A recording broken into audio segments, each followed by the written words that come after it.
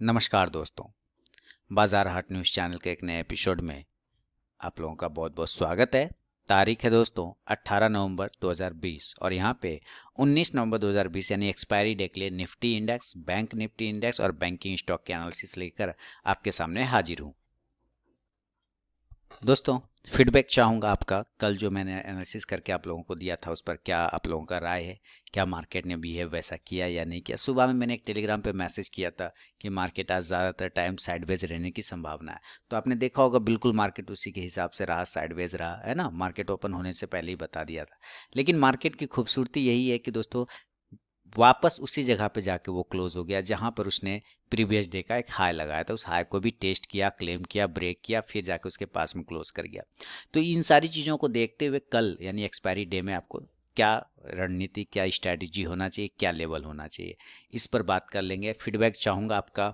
देखिए, मार्केट की जो क्लोजिंग है 12,938 के आसपास की क्लोजिंग है, आज की क्लोजिंग। ठीक है, अब ये 12,938 की क्लोजिंग है तो बहुत ही अच्छे तरीके से हाई आप देख रहे हैं 12,948 का है।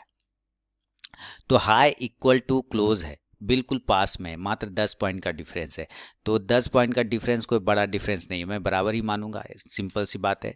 तो इस कंडीशन में अगर हम नॉर्मल कंडीशन की बात कर ले, अब वापस जैसे ही मैं नॉर्मल लिख रहा हूं तो आपको पता है नॉर्मल कंडीशन हम लोग किसे बोलते हैं कि जिस लेवल पे निफ्टी आज क्लोज है अगर उसी लेवल के आसपास मार्केट कहीं से ओपन होता है फिर से, है ना, इस क्लोजिंग वाले लेवल के आसपास में, तो उसे एक नॉर्मल कंडीशन कहते हैं। तो मार्केट अगर 12,900 से लेके 12,950 के बीच में अगर ओपन होता है तो इसे हम लोग एक नॉर्मल कंडीशन कहेंगे, क्योंकि बिल्कुल क्लोजिंग के आसपास में ही ओपन हो रहा है। अगर इस लेवल के आसपास ओपन होता है तो यहाँ पर बाइंग कहाँ बनेगी? बाय दोस्तों इसके हाई के ऊपर बनेगा, यानी हम लोग बाय साइड में अगर जाएंगे तो बाय एबव 12,950, 12,950 के ऊपर ही हम लोग बाय का पोजीशन बनाएंगे एज ए नॉर्मल कंडीशन। उसके पहले नहीं हाथ लगाएंगे, इसको ध्यान में रखना है। 12,950 के ऊपर बाय का पोजीशन बनेगा और टारगेट, अगर उस कंडीशन में हम लोग टारगेट की बात करें तो 13,000 का आपको एक टारगेट बहुत ही फास्ट मिल सकता है, 13,000 का।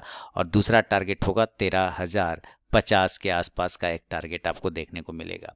ये नॉर्मल कंडीशन की बात कर रहा हूँ। हो सकता है गैप अप गैप डाउन हो जाए, उस पर बाद में बात करेंगे। आपको पता है मैं अलग अलग टाइम फ्रेम पर आपको एनालिसिस करके देता हूँ।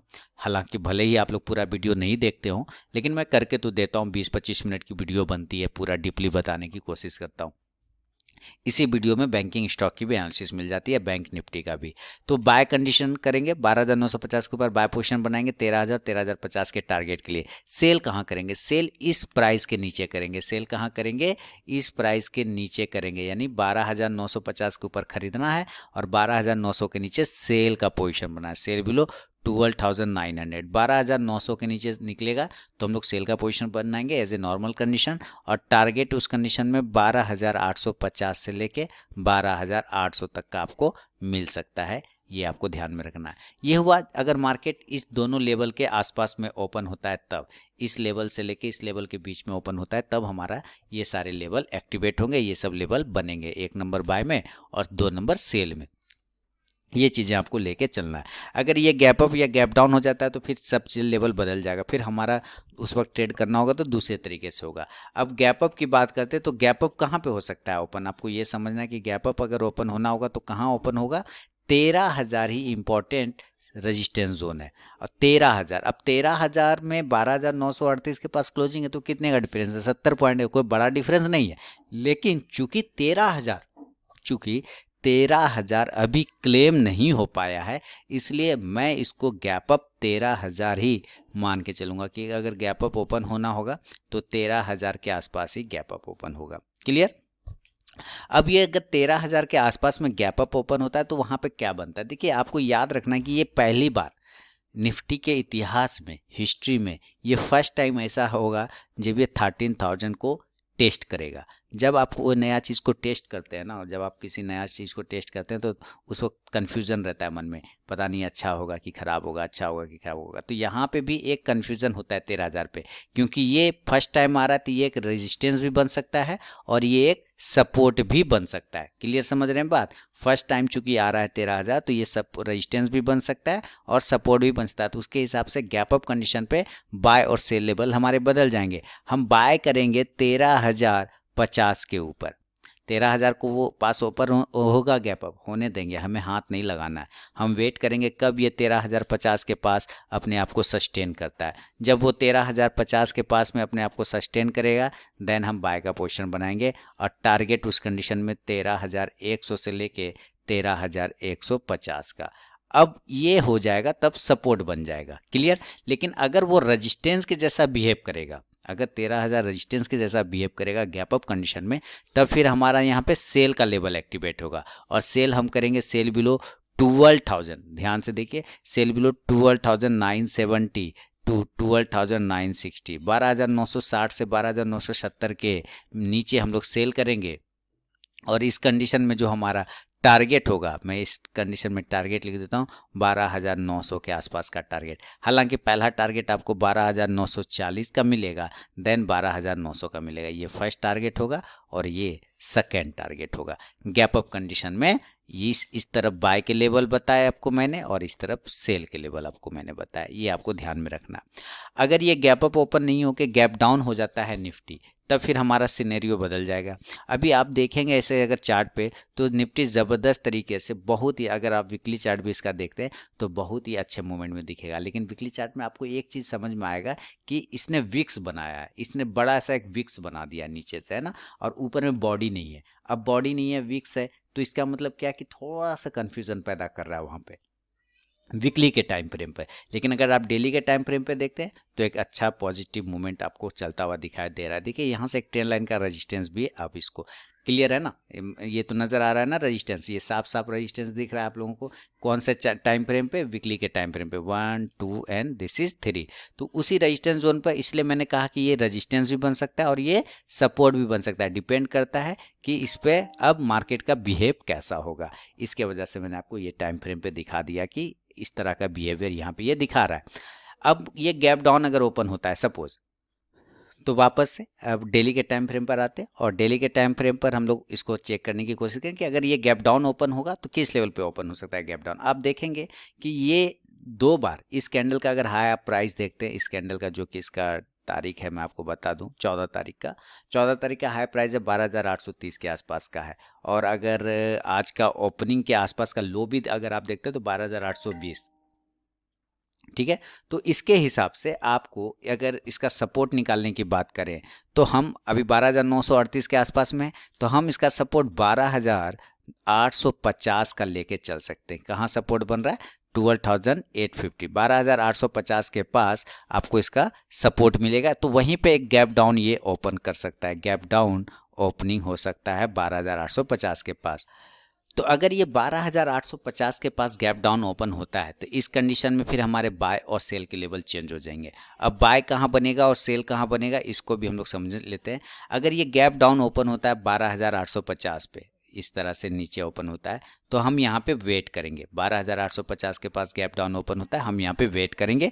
हम बाय के लिए तब तक ऊपर नहीं जाएंगे जब तक कि ये 12,000, मैं पहले बाय का कंडीशन लिखता हूँ, जब तक ये 12,880 से लेके 12,900 को ऊपर की लेवल में क्लोज जब तक नहीं करे हम बाय साइड नहीं जा सकते। Buy above 12,880 to 12,900 and then target उस कंडीशन में हमारे पास फिर से वही आ जाएगा जब वो 13,050 को टेस्ट करता आपको दिखेगा। अगेन मैं बता दूं 12,880 से 12,900 को ब्रेक करेगा तब बाय का पोजीशन। हालांकि इसके पहले आपको 2 टारगेट वेट करने पड़ेंगे। पहला टारगेट आपको, ये फाइनल टारगेट होगा, पहला टारगेट आपको बनेगा 12,950 का, सेकेंड टारगेट आपको बनेगा 13,000 के आसपास का और तब जाके ये फाइनल टारगेट 13,50 का होगा। गैप डाउन कंडीशन में बाय लेवल आएगा जब तब।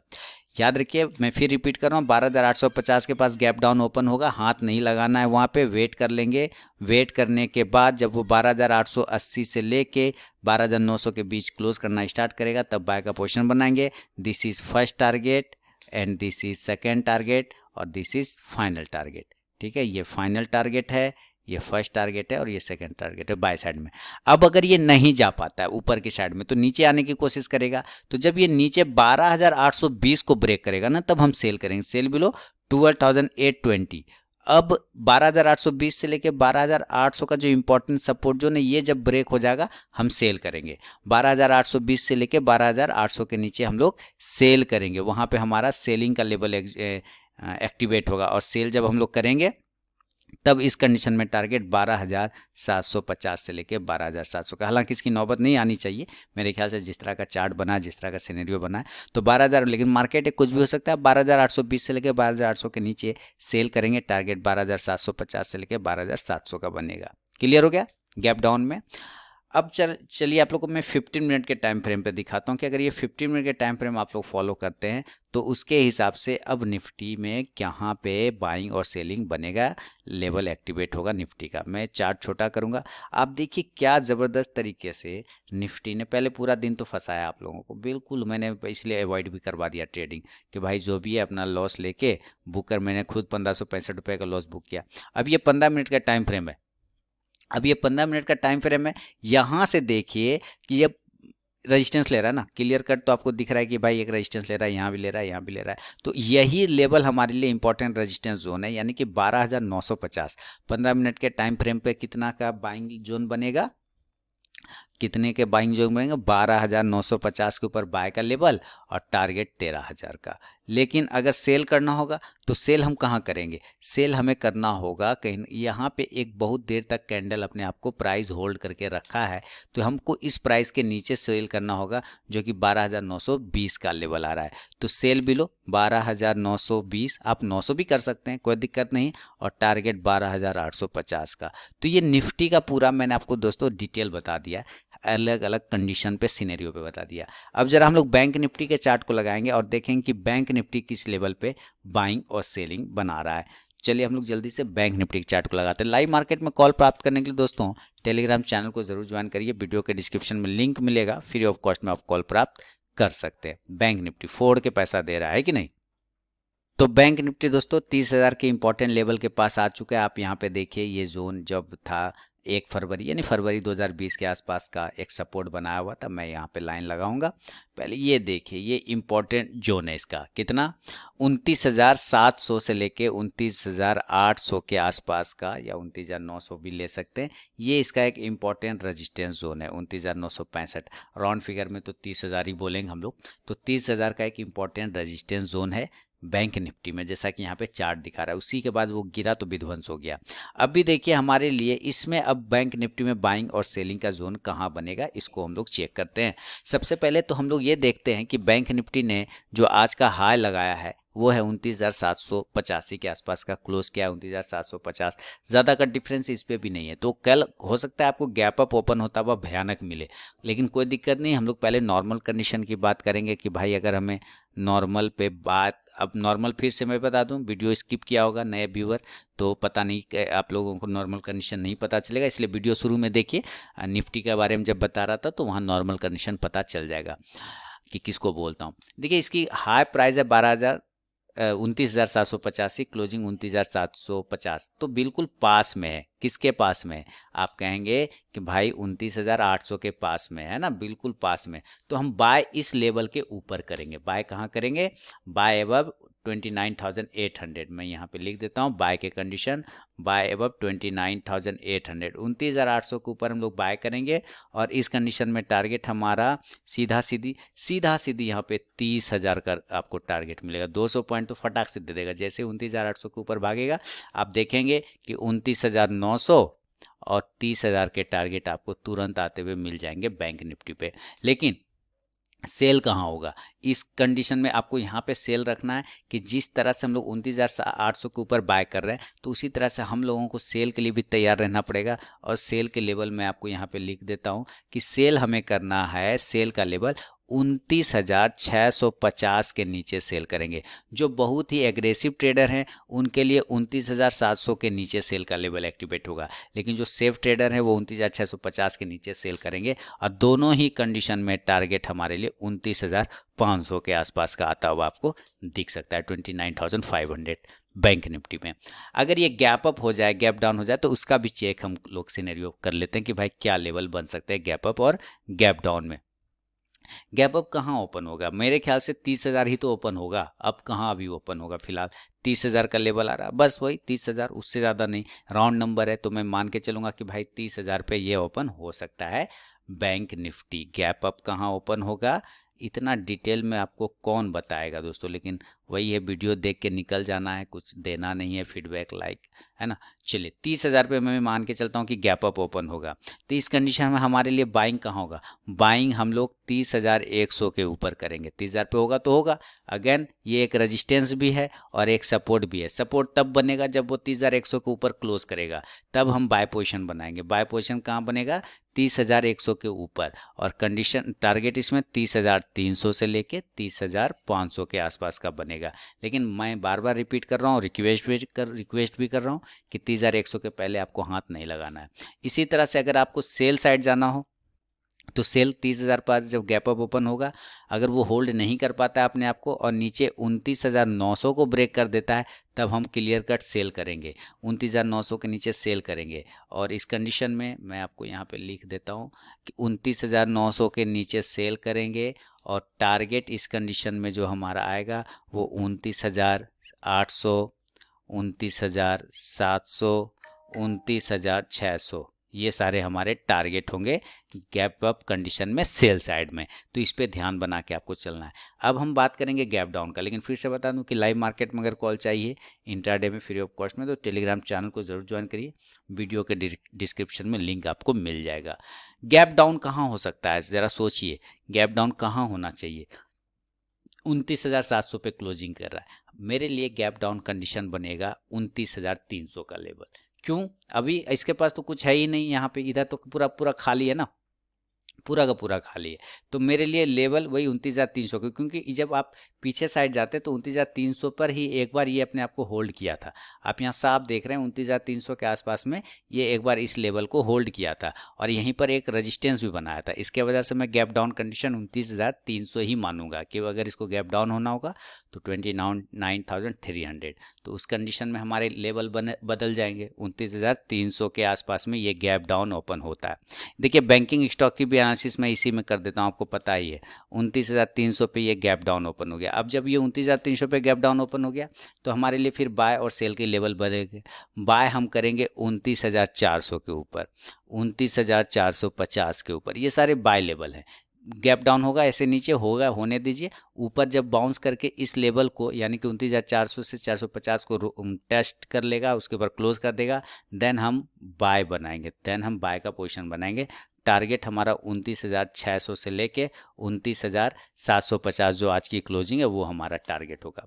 अब हम बात करते हैं सेल की, कि सेल कहाँ कर सकते हैं। तो जब ये 29,300 पे ओपन हो रहा है और होल्ड नहीं कर पा रहा है, उसके नीचे हम सेल करेंगे। सेल बिलो 29,100, 29,150, 29,200, ये सब लेवल सेल के हैं गैप डाउन कंडीशन में। अगर 29,300 पे ओपन होता है और होल्ड नहीं कर पाता है और इस तरह से नीचे आता है तो हम सेल करेंगे इस तीनों में से कोई भी लेवल पे।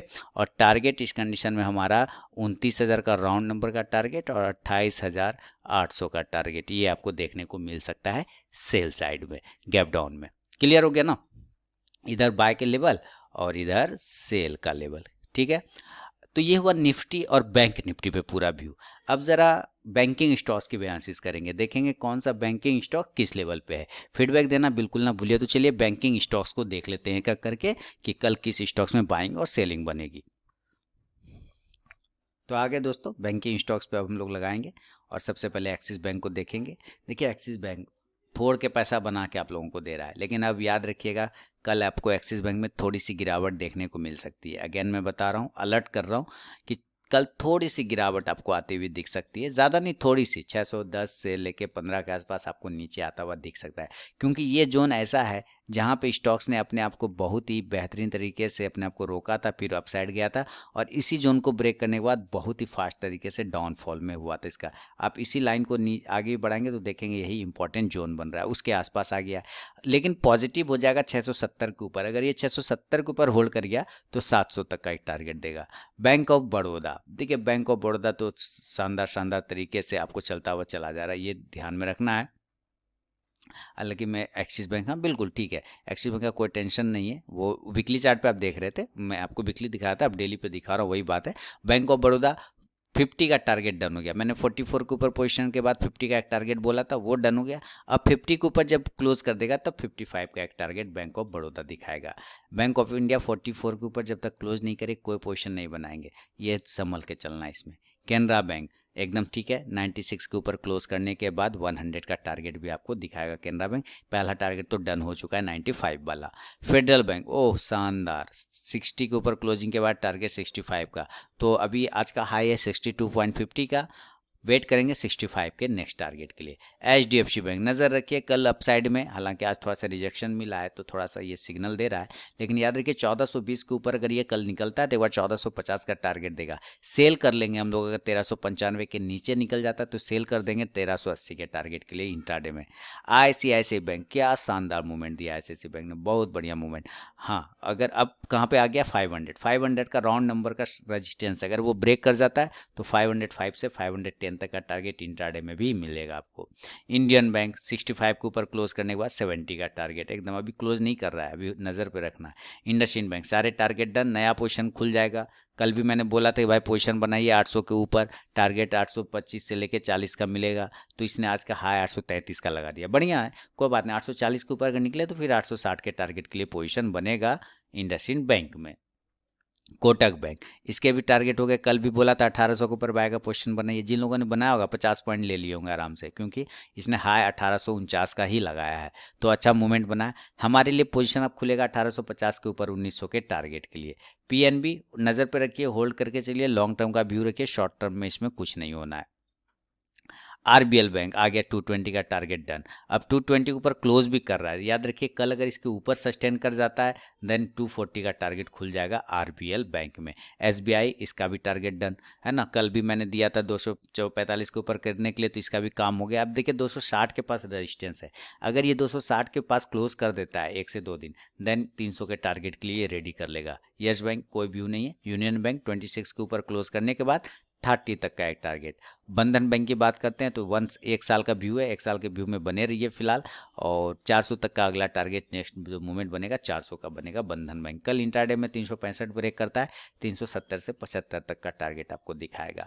तो दोस्तों ये था Nifty index, bank Nifty index और बैंकिंग स्टॉक्स पे मेरा अपना व्यू एक्सपायरी डे के लिए। अगर वीडियो एनालिसिस पसंद आए लाइक कीजिए, फीडबैक दीजिए, साथ ही लाइव मार्केट में कॉल प्राप्त करने के लिए टेलीग्राम चैनल को ज्वाइन करिए। मिलता हूँ नेक्स्ट वीडियो में, तब तक के लिए बहुत बहुत धन्यवाद दोस्तों।